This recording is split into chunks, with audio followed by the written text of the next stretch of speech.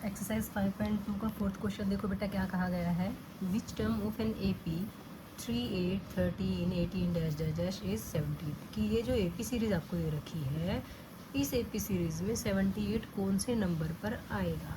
ठीक है, मतलब 78 कहीं तो आएगा ना, हमें नहीं पता कौन से नंबर पे आएगा, तो हम मान लेते हैं ये एनवें नंबर पे आएगा, ये एनथ टर्म है। ठीक है, तो देखो 3, 8, 13, 18 डैश डैश डैश। ठीक है, यहाँ पे आपको ए पी सीरीज़ दे रखी तो आप बता सकते हो ना, यहाँ पे ए कितना है, ए है आपका 3, डी कितना है 8 - 3 करके देख लो कितना आता है 5, हर जगह से 5 ही आएगा क्योंकि इसने ए पी सीरीज़ कहा है। 78 पूछा इसने कौन से नंबर पे की टर्म होगी, तो हम लेट कर लेते हैं, लेट ए एन इक्वल्स 78 कि मान लेते हैं एनवा पद जो है वो 78 होगा। तो ए एन 78 और ए एन का तो फॉर्मूला पता है आपको, क्या होता है a plus n minus 1 into d. ये किसके इक्वल होगा 78 के इक्वल होगा। तो ए हमारे पास है कितना 3 है, डी हमारे पास कितना है 5 है, ये वैल्यूज इसमें रख देते हैं। ए की जगह कितना रख देते हैं 3 रख देते हैं बेटा, plus n minus 1 into d की जगह कितना रख देते हैं 5 इज इक्वल टू 78।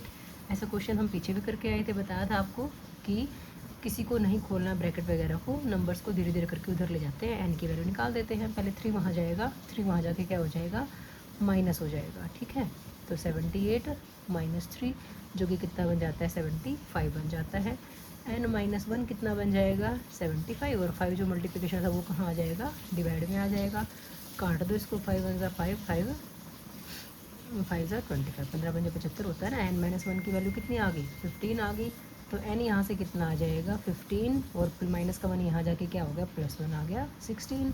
ठीक है, देयरफॉर ए 16 इक्वल्स 78 की जो 78 है वो कौन सा पद है 16th टर्म है। ठीक है, 16वां पद है, 16th टर्म है।